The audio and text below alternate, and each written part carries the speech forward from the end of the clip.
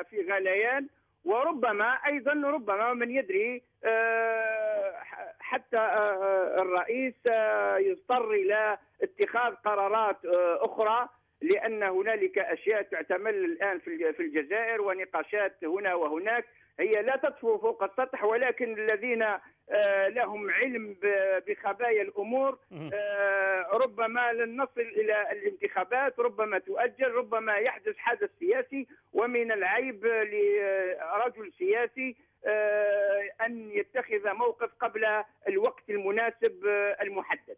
طيب، هل لك أن تلمح لنا هذه الأشياء التي تعتمل الآن نقاشات ربما في داخل المطبخ السلطة أو بالنسبة للأحزاب السياسية؟ ما الذي يجري بالضبط الذي أشرت إليه للتو؟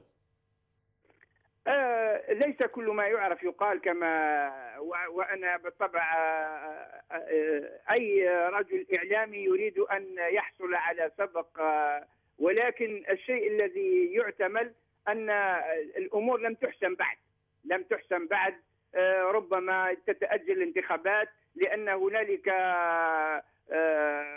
يعني تخوف كبير من مقاطعة تجعل النظام الجزائري تحت تساؤل داخلي ودولي.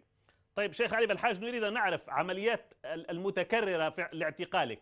عندما تعتقل ماذا يقال لك؟ كيف يعاملونك وماذا يقال لك بالضبط؟ نريد أن نعرف بعض التفاصيل. أولا عندما أعتقل دائما أنني خالفت القانون وأخذت الكلمة دون إذن قانوني، وأنا دائما أصر على أن من حقي أن أعبر عن رأيي، لا سيما وكل المنابر السياسية والدعوية والإعلامية قد أوصدت في وجوهنا، وبالتالي هذا حق مكفول شرعا ودستورا وقانونا لا يمكن أن أغفله، هذا حقنا. وأيضا من حقنا أن نحضر في تظاهرات سلمية سياسية، سواء كانت في قضايا داخلية أو في قضايا خارجية، كمناصرة الشعب السوري الذي يذبح ويقتل على مرأى ومسمع من الجميع. وأغرب الغرائب وأعجب العجائب أن النظام الجزائري البارحة فقط يريدون لائحة لمناصرة الصحراء الغربية والتنديد بالتعذيب الذي يحدث للصحراويين، ونحن أيضا نندد بالتعذيب لأي جهة كانت في العالم العربي والعالم الإسلامي بل العالم كله. ولكن هنالك قصف براجمات الصواريخ، وهنالك مجازر واغتصاب، ورغم ذلك نجد النظام الجزائري ساكت عما يحدث في سوريا. طيب، بكلمة واحدة أختم بها معك شيخ علي بالحاج، حتى يتم البت في موضوع الجبهة الإسلامية للإنقاذ. الآن كل الأحزاب تقريبا حصلت على الترخيص، وربما هناك أحزاب لا يوجد إلا قائد ومعه مساعدين أو 3. طيب، تعامل معاملة بلطف واحترام للأمانة عندما تعتقل أم هناك تجاوزات؟ لا، ليس. أولا هناك تجاوزات عندما استدعى بدون استدعاء وبدون بيان موضوع الدعوة، يعني هذا أيضا تجاوز قانوني. المفروض أن تقدم لي دعوة وأن لا أخذ من أمام البيت عن طريق قوات الأمن. الاحترام الحقيقي هو في امتثال القوانين، سواء في الاستدعاء أو في قضايا الاستنطاق. لكن أنا أحترم نفسي وأعرف حقوقي، والجهة الأخرى أيضا تعرف حدودها وتعرف حقوقها. وعندما يتم التجاوز عني هنا أو هناك فإنني أحتج ولا أقبل لأي أحد مهما كان أن يتجاوز في حقي ما دمت أعرف حقوقي جيدا. الشيخ علي بالحاج، نائب رئيس الجبهة الإسلامية للإنقاذ، كنت معنا من الجزائر، شكرا جزيلا لك. إذن 8 أحزاب تحصل على الترخيص و9 في الانتظار، ربما خلال شهر أيضا تحصل على الترخيص. الانتخابات في مايو المقبل، والجبهة الإسلامية أوسع تيار في البلاد فاز في الانتخابات في تسعينيات القرن الماضي، ما زالت أبواب ملفها موصدة. لا أحد يعلم ماذا تبقى من المبررات إذا كانت العشرية الدامية متهمة فيها الجبهة بشكل أو بآخر. الآن تجاوزتها الجزائر وذهب من ذهب وانتقل إلى رحمة الله من انتقل. يعني الآن يفترض أن هذه المرحلة تفتح فيها الأبواب أمام الجميع حتى تدخل الجزائر مرحلة حقيقية من الديمقراطية والشفافية والتبادل السلمي على السلطة. ربيع عربي هادر أزال عروش ووضع أنظمة جديدة. الجزائر تأمل أن تبقى في منأى عن هذا، ولكن هل هذه السياسات قادرة على أن تترك الجزائر في منأى عن كل هذا؟ تفتح للبعض وتوصد الأبواب أمام آخرين. نبدأ في استقبال المشاركات. الزملاء على الاتصالات. جمال من فنلندا، مساء الخير. جمال. السلام عليكم. وعليك السلام ورحمة الله. يا أخي علي بالحاج واش أتكلم معك يا أخي، هذا يكفي يا أخي. وحاجة ثانيا يا أخي، أنت عارف باللي الحكومة الجزائرية والعالم كله تبدل، كله ولا يتمشى مع الصهيونية والمصلحة والاقتصاد. وشو صرا في مصر، وشو يصرى في الدول في سوريا، وشو كان يصرى في غزة. وهذا ربك راه ينتقم، كل دولة للدولة ربك راه ينتقم. عندما كانوا يذبحوا في الجزائريين كانوا بعض الحكام العرب والشعب العربي يشطح. عندما تحطمت غزة كان العرب يشطح، وعندما تحطمت تونس كان العرب يشطح. شكرا لك جمال من فنلندا، شكرا لك، أشكرك على مشاركتك، ولكن آمل أن تكون المشاركات فيها شيء من العمق وفيها شيء من الإفادة. يعني كل الناس هاينة وكل الناس تشطح، ما يصير هيك. يعني نريد أن نفيد الناس في هذا البرنامج ولا أن نقول أي كلام. على كل حال، مع الاحترام والتقدير لمشاركة جمال من فنلندا. حورية من الجزائر. السلام عليكم. وعليك السلام ورحمة الله. تحية لك أخي صالح ولقناة الحوار. يا هلا بيك. شكرا لك على هذا على العنوان اللي اخترته اليوم على الانتخابات في الجزائر. أنا أقول إذا كان النظام الجزائري يريد المصالحة الوطنية والشعبية يا أخي الكريم، يجب طي صفحة الماضي. لأنه ما جرى في العشرية السوداء سببه وقف المسار الانتخابي. وإذا كانت الجبهة الإسلامية لم تكن في مستوى تطلعات القاعدة الشعبية التي انتخبتها وخرجوا للمظاهرات اللاسلمية، لا ننسى أن النظام الجزائري خلق الفوضى والإرهاب هو أيضا بمخابراته. وسذاجة الجبهة الإسلامية وعدم نضجها السياسي جعلت بغض بعض الأحزاب المعادية لها وبعض التيارات العلمانية تجد التربة صالحة لنفس سمومها في الشعب الجزائري.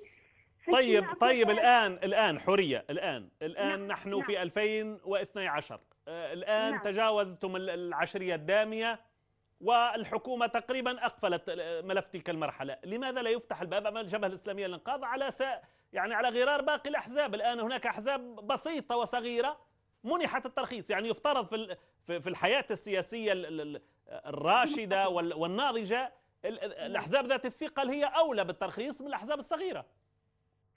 بالفعل أخي الكريم، لأن الجبهة الإسلامية حزب كبير وعنده شعبية عريضة في المجتمع الجزائري، لهذا لا يريدونه أن يدخل الانتخابات.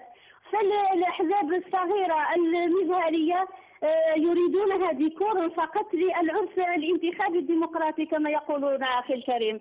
فالسؤال هذا يجب أن يوجه للنظام الجزائري، لماذا لا يسمح للجبهة الإسلامية للإنقاذ والشعب هو الذي يختار؟ شكرا لك. وصلت الفكرة. حورية من الجزائر، أشكرك. محمد من الجزائر، مساء الخير. السلام عليكم. وعليك السلام ورحمة الله. خويا شوف الله يجزيك، أنا راه عندي 45 سنة، أول مرة في حياتي نتكلم مع إذاعة. يا سيدي نرحب بك ودائما تفضل كل يوم. من التسعين والله من 92 أنا ما فوتش، ما دخلتش للانتخابات وما نفوتش، باش تكون علمك، وما دخلتش للانتخابات. تسقسيني علاش نخبرك. شوف سوريا الله يجعل رب العالمين يفتح عليهم هذا الباس. هو غير نكون الاذاعات راه ياسره والناس يعني كتبت الاخبار. يعني حنا هذا الشيء اللي راه واقع عندهم وقع عندنا، نفس النظام اللي راه يكسل عندهم راه يكسل عندنا باش يكون علمك خويا. احنا على والديكم، حنا رانا ما نفوتوش لو كان ما يسقدوا لناش الكبيره وتكون صافيه. سمعت خويا؟ رحمة على والديك، رحمة على والديك، رحمة على والديك، بلغ هذا الخبر. طيب الشيء محمد، اللي راه واقع في، شوف الشيء اللي راه واقع في سوريا، وكون تكون لكم نظر تشوفوا وقع عندنا حنا 250 كيلو عندهم 7000 نفس النظام اللي كان يقتل، راه يقتل عندنا، نفس النظام راه يحكم باش يكون علمك، نفس النظام. حنا الشعيب الخديم، يسمونا شعيب الخديم، حنا داركين تحت اللي راهم يقولوا اللي راه خايفين علينا ما نفوتوش، نخبروه نقولوا هذا اللي راه الايام كان في ظهرنا ولا كان يخبر، حنا ما نفوتوش، لو كان ما تسقمش المريره قدامنا. طيب كيف يا محمد بكلمة واحدة أنت تقول إذا ما تسقمش، يعني إذا لم تصلح الأمور لن نذهب إلى التصويت، كيف تريدها أن تكون أنت الأجواء حتى تذهب إلى الانتخابات؟ بارك الله فيك، نفهمك في خاطرك، فهمني مليح. تفضل. حنا هذا شعيب الخديم، شعيب الخديم اللي هما حنا اللي ما فوتناش، اللي راهم يجروا علينا ويتكالبوا علينا. حنا تمثلنا الجبهة الإسلامية للإنقاذ، سمعت خويا؟ تمثلنا الجبهة الإسلامية للإنقاذ، كانوا عندنا رجالات قتلوا لنا تبارك الله، قتلوا لنا غير خيار من الخيرة نتاعنا قتلوها، والخيرة نتاعنا دخلوها، والخيرة نتاعنا هجروها، والخيرة نتاعنا هبلوها، والخيرة نتاعنا خرجوها كاع من الطريق هذا السكري، كاع فلسف كاع. شكرا لك محمد، شكرا لك. على كل حال ربما لمن يفهم إلى حد ما اللهجة، محمد يقول من التسعينات إلى الآن لم أذهب إلى الانتخابات ولن أذهب إلى لم تسوى العديد من الملفات وأصبحت أوضاع الجزائر في وضع أفضل، ويقول بأن الجبهة الإسلامية هي التي تمثله، وعندما يحل هذا الملف حينها لكل حادث حديث، ويقول بأنه ما يجري في سوريا جرى عندنا في التسعينات. فعلا الجزائر دخلت دوامة من الدماء والقتلى يعني بالآلاف، ففعلا يعني الجزائر تحتاج ربما إلى خطوات سريعة وجادة تجاه الديمقراطية. زهرة من الجزائر، مساء الخير. زهرة. الو، السلام عليكم. وعليك السلام ورحمة الله. زهرة من الجزائر. أهلا بيك. Je suis une Algérienne et je suis contre les islamistes au pouvoir. طيب أنت جزائرية وضد الإسلاميين، ليش؟ الإسلاميين الشيخ علي بالحاج يقول باللي الشيء اللي صار في سوريا وفي الدول العربية، enfin ils nous ont fait vivre ça quand même les années 90. طيب ولكن سنوات التسعينات النظام اللي مسؤول عليها، ولنقل أيضا جماعات إسلامية أخرى، يعني الكل مسؤول. C'est les islamistes qui faisaient les faux barrages, c'est les islamistes qui faisaient les attentats, c'est les islamistes qui mettaient les bombes. C'est pas le pouvoir quand même. طيب لديك إثبات على ذلك؟ هناك من أثبت على أنه أجهزة الدولة، وأنا استقبلت في هذه المحطة شيخ يعني شخص كان يشتغل مع المخابرات الجزائرية وأكد أن الجهات الرسمية في المخابرات والجيش هي التي كانت تقتل. Non, je suis désolé monsieur, non. كريم مولاي، إذا كنت تعرفيه عودي لليوتيوب وعلى الفيسبوك ستجدين كريم مولاي وتابع الحلقات ستعرفين الكثير. Je vous remercie monsieur. أشكرك زهرة من الجزائر. على كل حال زهرة تحمل الإسلاميين كما قالت مسؤولية الذبح والصلخ في التسعينات، وهذا ما تقول، هو تقول بأنها ضد الإسلاميين. الملف ملف العنف في الجزائر ملف ما يزال مفتوح، لم ينظر فيه بشكل جاد للأمانة، يعني هذا أمر محزن، يفترض أنه تم ملاحقة الجميع فيه إذا كان في الدولة أو في غير الدولة، ولكن لأن الملف ترك هكذا يبقى دائما القيل والقال يتابع هذا الملف. على كل حال الآن نحن على أبواب انتخابات وربما عهد جديد، نأمل ذلك. عبد الله من الجزائر.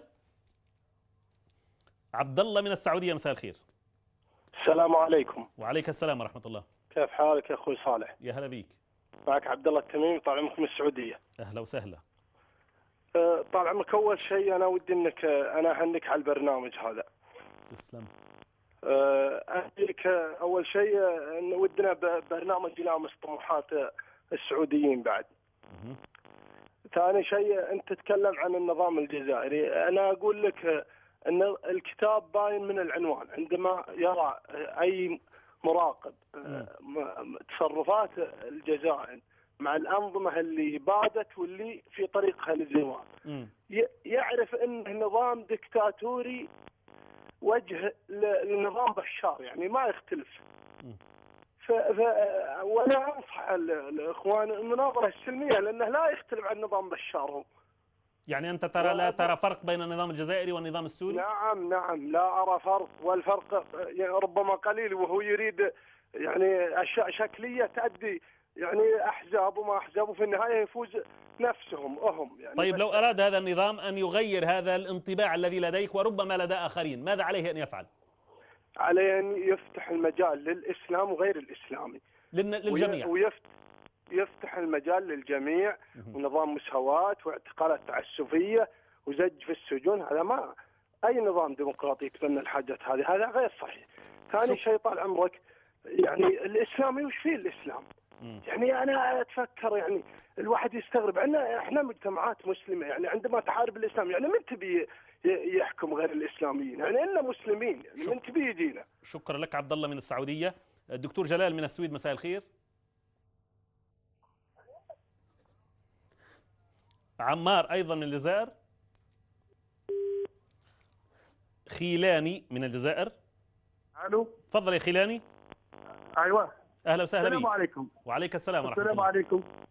وعليك السلام. راني عندي مده كبيره وانا نحاول نتصل، ما قبضتكمش. الان الحمد لله راني اتصلت بكم. اهلا وسهلا. على كل حال، بالنسبه المداخله تاعي قصيره، ولكني اقول لكم انني عربي مسلم جزائري مواطن بسيط، ليس لي دخل في شؤون الدوله، ولكن الشيء اللي نقول لكم عليه ونوصيكم به ان السيد علي بن حاج شفته الان يدخل في امامنا، ولكن هذا السيد هذا راهو ما بقالوش وجه في الجزائر، راهو عيب والله ما عنده 10 من الناس. هاني نقول لكم، لان المشكله تاعو انتهت، لان السيد هذا راه ساق الناس الجبال. تذكروا المداخله نتاعو في 91 ولا في 91 لما قبل الانتخابات، لما كان مع مهري وقال هو وعباسي قالوا نخرجوا نطلبوا الجهاد في الجزائر، وراكم شفتوا واش وقع. يا ناس عيب عليكم، الجزائر راهي تعيش في وئام تام، والجزائر اليوم المظاهرات تخرج والله. طيب يا خيلاني انا تفضل. طيب ما دام هذا الرجل لا يتبعه الا 10 كما تقول انت او تزعم، طيب لماذا لا يرخص له وخلاص لن يفوز في الانتخابات؟ لانه شجع على سفك دماء الجزائريين في الشوارع. وما ادراك؟ لانه كان سبب في ذبح الجزائريين في العراق. يا خيلاني على رسلك، ولا تلقي التهم جزافا على رسلك. شوية موضوعية. حط لجنة خاصة في البحث على الجرائم واثبتها على من شئت، كان علي بالحاج ولا غيره، ولكن لا تلقي التهم هكذا. صالح، ما تدافعش على انسان كما هذا، ما تدافعش عليه، فهمتني؟ لا يجوز لك ان تدافع على انسان كما هذا. الشعب الجزائري عارفين. انا ادافع على الجزائر وحق الجزائريين. أنا أدافع على الجزائر فقط. لا عندكم تحيز، هناك تحيز كبير لضرب الجزائر في الصميم. صدقني أنا لا تعنيني الجبهة ولا غيرها، أنا ما يعنيني هو الجزائر أن يكون بخير. خليني نكمل لك هذا كلامي. أنا من الجزائر من أقصى الجنوب. فهمني؟ أعطيني كلمة، راني من أقصى الجنوب. تفضل. أهلا وسهلا. حتى السيد السعودي اللي كان يحل في فمه الآن، لا هكذا لن أسمح لك. شكرا لك خيلاني، شكرا لك. من حقي أن يعبر عن رأيي، ولكن تحترمه هو يحترمه. ولكن المفردات التي ذكرتها هذه فيها تجاوز، ومع احترامي طبعا هذا لا يليق بالبرنامج ولا نتمناه. أنا قلت أن هذا البرنامج مفتوح لكل الآراء على تعارضها وتضادها أحيانا، ولكن مع احترام كل طرف للطرف الآخر. يعني أنت أسأت للأخ السعودي، وبالتالي لذلك كان قطعت المكالمة، اعذرني في ذلك. الأخبار التي اخترناها لليلة، نبدأ بسوريا كالمعتاد وشلال الدماء السورية الذي يسفك بأسلحة سورية للأسف. طبعا لا محتل ولا غازي، أبناء البلد حكام. الأب كان يحكم وقام بمذبحة حما، والابن يقوم بذبح في كل مكان. يعني إبداع في الجريمة. هجوم واسع اليوم على ستالينغراد الثورة السورية كما يسميها السوريون والعرب، باب عمر، ولا أرقام دقيقة إلى حد الساعة للأسف على أعداد الضحايا، لأنه ما في حدا هنيك. يعني دبابات قصف، يعني وكأنها محاولة لكسر ذراع الثورة. الرئيس بشار الأسد يبدو أنه شاف العالم شوية تراجع، يقول لك خليني أنا ننهي الثورة ونخلص عليها، ولكنه لا يعلم بأن الثورات إذا قامت لا تتراجع حتى لو دفعت نصف الشعب أو أكثر. الدليل ليبيا، كم دفع الليبيون؟ ومع هذا تقدم الليبيون إلى عقر دار الزعيم المخلوع ودمروه، إلى باب العزيزية القلعة المحصنة. على كل حال السوريون ليسوا أقل شأنا من أخوتهم الليبيين. مصر، محكمة مصرية ترفض العفو عن مبارك وعائلته، عائلته أمامكم على الشاشة، ابنيه، مقابل التنازل عن أموالهم. هكذا يقول الخبر. أموالهم من وين لاقي لهم يعني؟ الأموال هذه كما يقول الشعب المصري كلها سرقوها، إذا كان مسروقة أو منهوبة أو حصلوا عليها بطريقة غير شرعية. إذن كلمة التنازل على أموالهم وكأنها ملكهم حقيقي، مليارات هذه ملك الشعب المصري. طيب نحط الأموال على جنب، ماذا يبقى؟ تبقى الجرائم، تبقى إعادة مصر إلى القرون الوسطى، تبقى التطاول، تبقى القتل، تبقى الإرهاب، تبقى التعسف. كيف يعني يمكن السماح لكل هذه الجرائم ويقول لهم مع السلامة معفو عنكم؟ الله أعلم. على كل حال المحكمة رفضت هذا الكلام. الناطق باسم الرئاسة التونسية عدنان المنصر يقول تونس مستعدة لمنح اللجوء السياسي لبشار الأسد. أمامكم على الشاشة لمن لا يعرفه، طبعا صار أشهر من نار على علم الآن بالجرائم اللي صايرة في سوريا، حتى لمن لم يكن يعرفه في السابق. إذا كان ذلك يساعد على وقف إراقة الدماء في سوريا. السيد الرئيس المرزوقي يرى ذلك. يعني أنت تستقبل حتى مجرم أحيانا إذا كان هذا الاستقبال يوقف الجريمة هناك، شو تعمل يعني؟ لا غالب. الشيخ العلامة الدكتور يوسف القرضاوي يجدد فتواه بتحريم زيارة القدس لغير الفلسطينيين. التبرير هو السابق لعدم إضفاء شرعية على كيان غاصب لأراضي العرب والمسلمين، هو كيان الاحتلال. ولكن وزير الأوقاف الفلسطيني محمود الهباش مش عاجبه هذا الكلام، وفيه أيضا حتى في رده شيء من التطاول على العلامة الدكتور يوسف القرضاوي. يقول هذه فتوى خاطئة وتخدم إسرائيل. الله أكبر، أنت أكثر علما من الشيخ القرضاوي. طبعا ليس تقديسا للشيخ القرضاوي، ولكن يا أخي العلم نأخذه من أصوله ومن مراجعه، وليس الهباش وحده على الحقيقة. يعني هناك آخرون أيضا في السلطة الفلسطينية ردوا بذات الشيء. طيب إذا كان المسلمين بإمكانهم، أنا أقول بين ظفرين هذا الكلام، إذا كان المسلمين بإمكانهم أن يزوروا القدس بدون أخذ الإذن أو الختم على جوازاتهم من أي سفارة للمحتل أو التعاطي مع المحتل فأهلا وسهلا، ولكن هذا لا يمكن، وبالتالي فعلا فيه إضفاء لشرعية المحتل.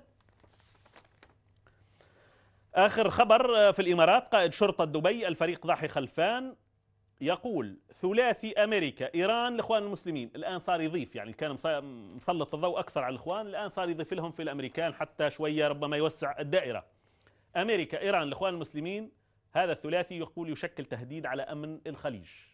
الكلام طبعا لضاحي خلفان. ثم يقول الإخوان هدفهم السلطة. طيب أخي ليش اللي هدف السلطة جريمة؟ كل تيار سياسي، كل شخص سياسي عنده هدف أنه يمارس السلطة. السلطة ليس ملكا لضاحي خلفان أو غيره أو زيد أو عمر. إذا كان إماراتي من حقه أن يسعى للسلطة وليست جريمة. الإخوان هدفهم السلطة، طيب من حقهم، هذا هو العمل السياسي. نعود إلى الأخبار الليلة، الموضوع الليلة عفوا. معنا اتصال آخر، محمد من الجزائر. مساء الخير. السلام عليكم. وعليك السلام ورحمة الله. الأخ صالح. أيوة. الشعب الجزائري الأغلبية راهم على الجبهة الإسلامية للإنقاذ. طيب متصل منذ قليل الخيلاني قال علي بالحاج لا يتبعه إلا 10 كما يقول. إذا كنت سمعت الكلام ربما. لا الأخ هذاك عايش في الخيال، ماهوش عايش في الجزائر.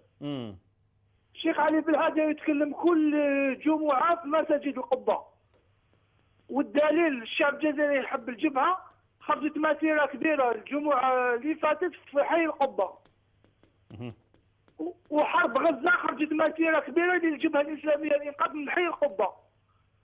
طيب محمد، الآن أنتم مقبلون على انتخابات في مايو المقبل، أنت ماذا تقول للسلطة الجزائرية؟ الآن سمحت ل8 أحزاب بالعمل وهناك 9 في الطريق، والجبهة ما تزال ممنوعة إلى حد الساعة. أنت برأيك كيف يمكن حلحلة هذا الملف؟ الأخ صالح ما كان حتى انتخابات، وهذو ما همش أحزاب، هذو ما عرائس قراقول. انتخابات الحقيقية في 92 اللي فازت فيها الجبهة الإسلامية للإنقاذ، هذه لعبة وما تروحش بعيد. مو الانتخابات هاد الأحزاب يولوا يبكي يقول لك الدولة تزورت، كل ما تجوز انتخابات يتكلموا نفس الشيء، يقول لك الدولة تزورت، ويدخلوا في انتخابات وياكلوا من الحلويات تاع الدولة. والشعب ما زالوا مع علي بالحاج ومع عباس مدني، والكذابين ما يروحوش بعيد بإذن الله. محمد من الجزائر ما زالوا مع الجبهة الأخ صالح. محمد من الجزائر، شكرا لك. سفيان مساء الخير. سفيان. صالح. يا هلا بيك. واش راك سي صالح؟ لاباس؟ نحبوك بزاف سي صالح. شكرا لك يا سيدي، احبابك الذي احببتنا من اجله. سي صالح، احنا نعقب على الخيلاني اللي عيط من قبل. هذاك الراجل بالك عنده وجهه راي ما على باليش يدافع عن النظام ولا، بصح نقول لك انا نعيط من شرق الجزائر. دركا في الزمان هذا اللي يهضر الحق، وين راه اللي يهضر الحق. بالنسبه للجبهه الاسلاميه، المناظرين تاع الجبهه الاسلاميه جزائريين كاي الجزائريين في الجزائر. ناس جزائريين وفيهم ولاد الشهداء وفيهم الوطنيين، واحد ما يطعن في الوطنيه تاعهم. طيب يا اخي، لماذا الجبهه الاسلاميه للانقاذ الان في ظل حديث البعض، لا ادري اذا كان هذا الحديث فيه تطاول ام فيه شيء من المصداقيه ربما، لماذا لا تعلن الجبهه الاسلاميه بشكل سلمي عن بعض التجمعات الجماهيريه لتثبت وجودها في الساحه وتقنع الطرف الاخر بانه عليه ان يعطيها ترخيص؟ اجتماعات بشكل سلمي ومدني، تجمعات شعبيه في المدن الكبيره في الجزائر او تجمع مركزي في العاصمه، وتثبت بانها لا تزال طرف قوي وربما الاقوى في الساحه الجزائريه. لماذا لا تفعل ذلك؟ يا سي صالح، بالك رب العالمين مازال ما كتبهاش الخطوه اللي كنت تهضر عليها. بصح باذن الله باذن الله يوم الانتخابات التشريعيه اللي تاعهم، يوم سقوط النظام، ستكون الجزائر ان شاء الله ختام مسك الثورات العربيه. وشكرا لك يا سي صالح. شكرا لك. معنا سفيان من الجزائر. محمد من الجزائر، مساء الخير. محمد يبدو غادرنا. طيب ابو عبد الله من غزه. ابو عبد الله، السلام عليكم. وعليك السلام ورحمه الله. تحيه لشعب الجزائر اولا، تحيه لشعب الجزائر الذي خاض اول تجربه ديمقراطيه اجهضت من قبل الجيش. واحب احكي للشعب الجزائري انه فور اعلان الانتخابات في سنه 91 وفوز الاسلاميين من الدور الاول فوزا ساحقا، عقد مجلس الوزراء الصهيوني اجتماعا طارئا لبحث انعكاسات هذا الفوز على المشرق العربي وبالتالي على القضيه الفلسطينيه، وشبهوا ذلك الفوز بانه سيحدث تغيير على غرار التغيرات التي حدثت في اوروبا الشرقيه حين سقط شاوشيسكو وما تلاه من انظمه الشيوعيه التي ذهبت مع التاريخ يعني. طيب بعد 20 سنه حصل ما كان يخشاه المحتل، تغيرت الخارطه العربيه كلها الان. طبعا هذا سبحان الله، يمكرون ويمكر الله والله خير الماكرين. جاءت التغييرات الان من رحم الشعوب لا من صناديق الاقتراع. لذلك اطالب الجبهه الاسلاميه للانقاذ بان تحرك الشارع باتجاه اثبات وجودها كحزب فاز في السابق ولا يزال له قوه جماهيريه جباره ولديه برنامج سياسي واقتصادي وقومي واسلامي وكل هذه المسميات.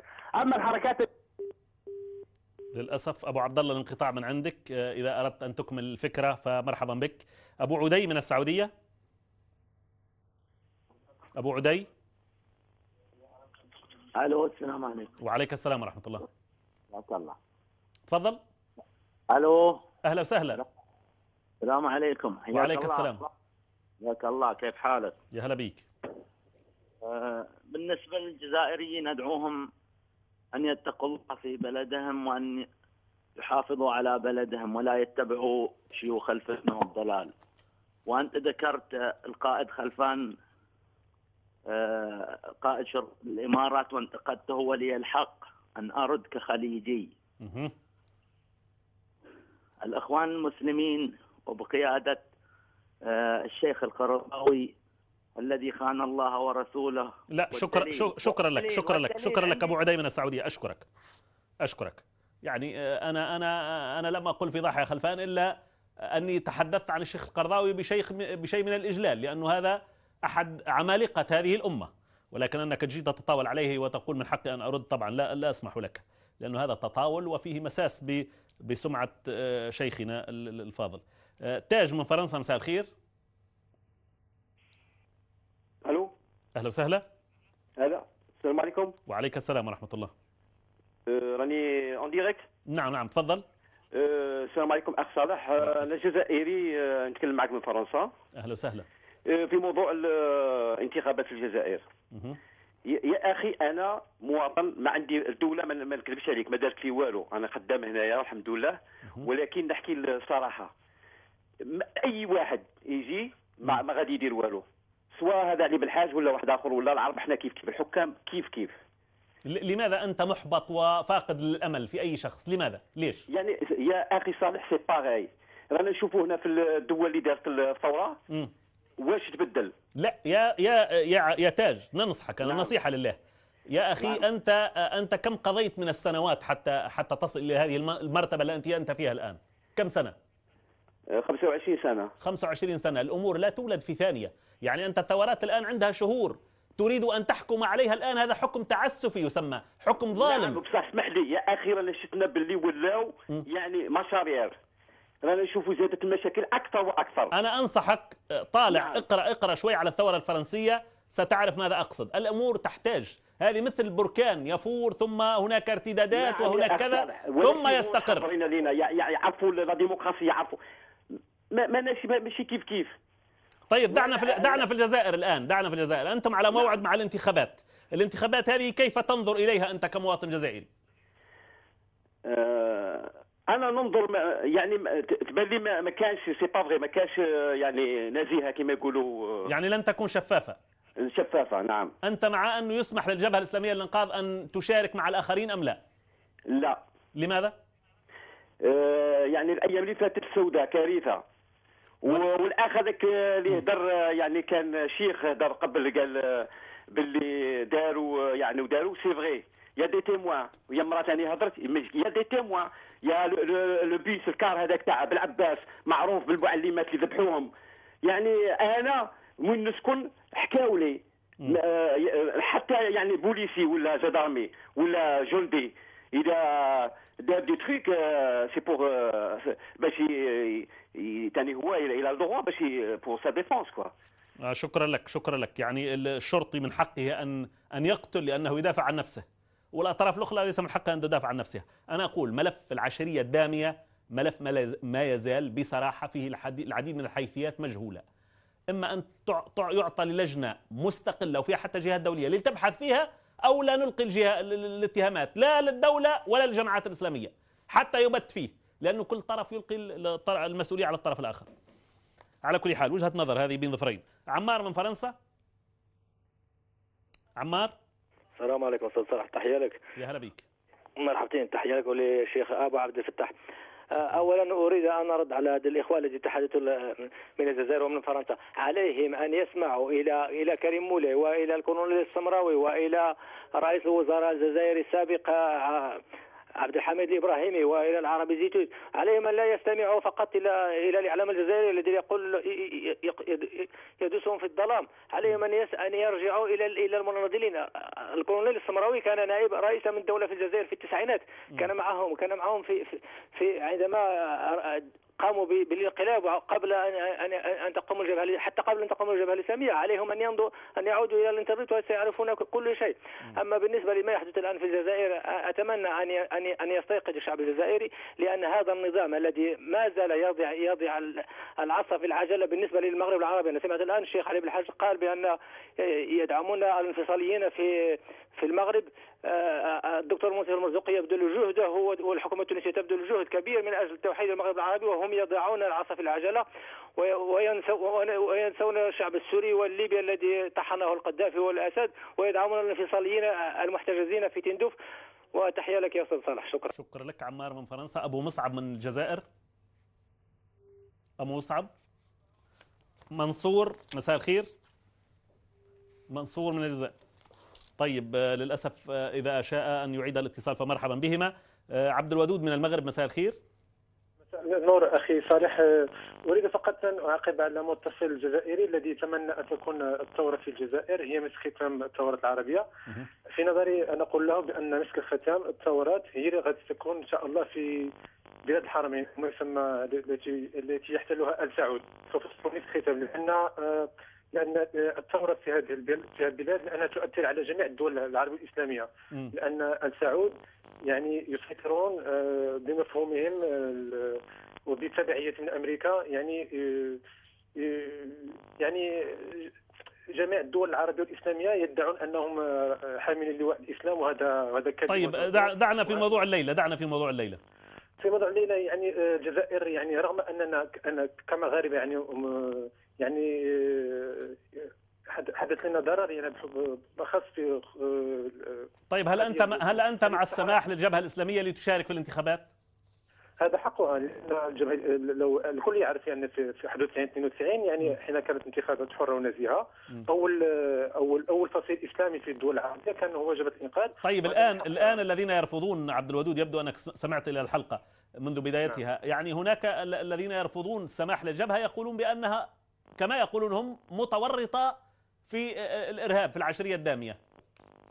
ولكن يا اخي هناك يعني في العشرية الدامية يعني كان هناك ضحايا من الطرفين، وكانت هناك اعتقالات وكانت تعسفات، وزعيم يعني الجبهة يعني هو منفي في قطر، والسيد علي بن الحاج يعني دائما يعني هو يعني بين السجن، ويعني كنظن يعني من المفروض ان تعطى الفرصه لجبهه الانقاذ بصوره جديده يعني بضوابط سلميه، وهذا حقها. شكرا لك عبد الودود من المغرب. بعجاله بعض الرسائل التي وصلتنا.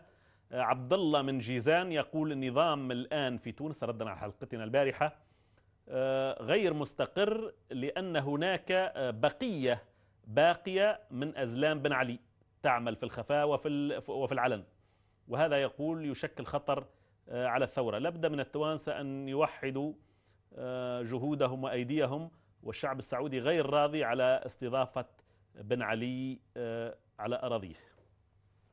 إذا كنت فهمت الرسالة، طبعا الخط غير واضح بشكل كامل والتعبير أحيانا تخون صاحبها. أشكر نجاح البشيتي وننتظر تعليقك على مواضيعنا التي نقدمها. لزهر بن زكري يقول المشكل في تونس هو النهضة. يتساءل لماذا؟ لأنها تتعامل بمبدأ السرية، أي أنا أعلم وأنتم لا تعلمون، والحل هو أن تكون حركة النهضة أو التحالف الحاكم يكشف كل شيء ويشهر بالمسؤولين ويكون أكثر جرأة ويتحمل المسؤولية والإقدام في قول الحقيقة للشعب والشارع. يجب القطيعة الإبستمولوجية كما يقول مع الماضي، ودون ذلك لن تقوم لتونس قائمة. حسن من تونس: كلمة وزنها من ذهب قالها الرئيس المؤقت، وهي سكت دهرا ونطق كفرا، وهو يقصد الباجي قيد السبسي، وهو الذي سكت 23 سنة في عهد المخلوع ونظر ونطق كفرا حين كان يحرض الناس على الخروج ضد الحكومة الشرعية التي انتخبها الشعب بإرادته، وبخصوص إعلام العار كما يسميه الذي كان يطبل المخلوع والآن يطبل المعارضة الفاشلة. شعيب من المغرب يقول أنا من المغرب أعتقد أن هؤلاء الشعوب أو هذه الشعوب العربية في منتهى السذاجة. لماذا؟ لأنها بمجرد أن أسقطت الدكتاتوريات بدأت كل القطاعات تخوض إضرابات واعتصامات، وكأن نجاح إسقاط الدكتاتور هو بمثابة إيجاد لمصالح، أو وكأنه بمثابة يقول إيجاد مصباح على الدين. الأجدر هو الهدوء، في نفس الوقت اليقظة حتى لا تسرق الثورة، في نفس الوقت إعطاء فرصة للحكومة حتى تضع البلاد على السكة الصحيحة بدل الاعتصام. وجب على الجميع العمل لبناء البلاد وليس تخريبها.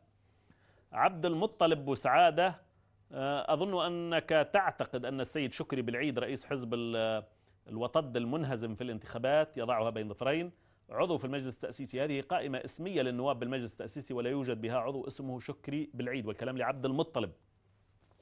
نور قنديل: والله لقد فرحنا بالثورة التونسية وبالإنجازات، حذار يا شعب تونس من القيل والقال، ألا يكفي ما حصل هنا وهناك من دماء وحزن. أما بخصوص سوريا، كل إنسان عربي ومسلم سيسأل يوم القيامة عن سوريا، لماذا التزمت الصمت ولم تفعل شيئا لدمشق؟ عنان أبي مطر: أستراليا حسب فهمي بالسياسة من غير المنطقي أو من غير المنطق حكومة لم يتجاوز تشكيلها 5 شهور، نطالبها بعمل المستحيل، خصوصا حكومات ما بعد الثورة التي ورثت عفن متأصل ومتجذر بمؤسسات الدولة والمجتمع. برأيي حكومات الثورة بعد مضي سنة يبدأ التقييم لها والحكم على أدائها، هكذا الديمقراطية الفعلية. أخيرا حميد الأحمد يتوجب يقول على الحكومة التونسية والحكومات ما بعد الثورة أن تسير في خطين: الأول هو الاقتراب من المواطنين أكثر وخطاب واضح وقوي، الثاني الحزم والشدة والضرب من يد من حديد على كل من يعبث بتلك الثورات عن طريق زعزعة الاستقرار والأمن وتعطيل عجلة الإنتاج. ومن لم يرد العمل يستقيل ويجلس في بيته. أخيرا ليس الفتى من قال أبي لمن يصرخون ليل نهار نحن ناضلنا بالسابق. هذا لا يشفع لهم ولا يجيز لهم تخريب البلاد برعونتهم. حميد الأحمد شكرا لك. حميد من الجزائر، مساء الخير. حميد. السلام عليكم. وعليك السلام ورحمة الله. بالنسبة للموضوع تاع الجبهة تاع الحزب تاع الجبهة الإسلامية للإنقاذ، يقول لك بلي راه متورط في الكارثة اللي صارت في العشرية السوداء. طيب لا تستمع لنفسك في التلفزيون، أغلق التلفزيون وتكلم بدون انقطاع لو سمحت. يا أخي الكريم، النظام هو اللي راه متورط في قتل المدنيين، وهذه يعني أنا شاهد يعني الشيء هذا. أنا كنت في الجيش أثناء العشرية السوداء وشفت بعيني يعني النظام هو اللي قام بتصفية الجبهة الإسلامية للإنقاذ. طيب هذا في العشرية. الآن نحن في 2012، أنت ماذا تقول لنظام بلادك؟ النظام أعطى كل الأحزاب الصغير ومنها والكبير تأشيرة عمل، إلا الجبهة الإسلامية للإنقاذ ما تزال ملفها مقفل. ما الحل الآن؟ هذا شيء يعني مخالف، يعني ما كانش حرية، يعني نقول بلي ما كانش حرية. هذه انتخابات راهي مهزلة يعني. شكرا لك على كل حال. حميد من الجزائر. أم محمد من الجزائر، مساء الخير. نعم مساء الخير. مساء النور. يا هلا بيك، تفضلي. أخي أنا أم محمد من الجزائر. أول شيء نقول على الانتخابات اللي راح يكونوا ماهوش انتخابات، هي تمثيلية. كل 5 سنوات تقام في الجزائر، نصفقوا لها احنا بالشعب، والرئاسة هي الرئاسة والوزراء هم الوزراء، ويتغيروا كالدامة. مش تعرفوا لعبة الشطرنج، هما نفسهم من الوزارة إلى أخرى. يتبدل وزير الصحة يروح لوزارة الثقافة، يتبدل الثقافة يروح وزارة التربية، وهما نفس الوجوه. عملية تدوير يعني. نعم، عملية تدوير للوزارة. يعطيك الصحة. ما عندناش تغيير، كأن الجزائر لم تلد رجالا أخرى غيرهم. أما بالنسبة للجبهة الإسلامية للإنقاذ ستنصر من عند الله، لأن شكون قال اليوم هذا يكون، ويوم كما هذا يبان الحق في كل الدول العربية، وكل الدول العربية وكل الشعوب العربية تعترف بالجبهة الإسلامية للإنقاذ كحزب قوي وحزب عنده شعبية. رغم أني مانيش من لم أصوت يوما ما للجبهة الإسلامية للإنقاذ، لكن اليوم أحيي علي بالحاج لصبره على كل هذه السنين، ما عاناه في السجون وما عانته عائلته وما عانى الشعب الجزائري. كل من كان مع الجبهة الإسلامية للإنقاذ عانى المرار. كيف تقول الوحدة الجبهة الإسلامية كانت تذبح؟ شوف تبعينها، شافت علي بالحاج يذبح، هو كان في السجون، كان يذبح، هو كان يذبح. شكرا لك يا أم محمد من الجزائر. أخيرا أبو يوسف في ثواني من بريطانيا، مساء الخير. السلام عليكم. وعليك السلام. مرحبا أخ صالح، كيف حالك؟ يا هلا بيك. أنا يعني عندي شغلة واحدة بس أحب يعني أسأل عنها. يعني أنا بهمني يعني ما مسألة إنهم يسمحوا للجبهة أو لا يسمحوا. يعني هذا إن شاء الله أعلم. يعني في نظري مش يعني ما عندي يعني لها حل في راسي، ولكن اللي بدي أسأله أنا إذا الجبهة وصلت في حل لمسألة الجزائريين، في حل بلادنا الديمقراطية أو الآن الانتخابات في كل الدول العربية بتفيدنا في شيء؟ طعمتنا، أمنتنا، حرستنا، أنطتنا بلادنا، أنطتنا حقوقنا، أنطتنا كلمة إلنا في بلادنا. هلا في الأردن في عندنا انتخابات، في الأردن في انتخابات من 20 سنة يا أخي تستجي تقف في الشارع تحكي لك كلمة أنطوني معاش 100 ليرة أروح بلادي؟ ما أنطوني. إذا الجزائر إلى الآن أخي العزيز، إذا الجزائر إلى الآن أنا من 15 مقدم للسفارة الجزائرية فيزا على الجزائر، معي طرف الدوكمنت، من 15 إلى الآن ما أخذت الفيزا، وبقولوا لي لما تيجي الفيزا. ولذلك سيدي كلامك هذا يؤكد أنه من حق الجزائريين أن يبحثوا عن نظام أفضل من هذا، يسمح للعربي بأن تسهل له الفيزا كما قلت أنت، يسهل المرور بين الدول العربية، يتسامح أكثر مع الرأي المخالف، ويبني ديمقراطية حقيقية. لذلك واقعنا العربي ما يزال دون المأمول بالنسبة للعربي الجار والشقيق وبالنسبة لأبناء البلد. شكرا لك على كل حال أبو يوسف من بريطانيا. هذا ما سمح به الوقت في حلقة الليلة. أشكركم جميعا، وفي الختام أستودعكم الله.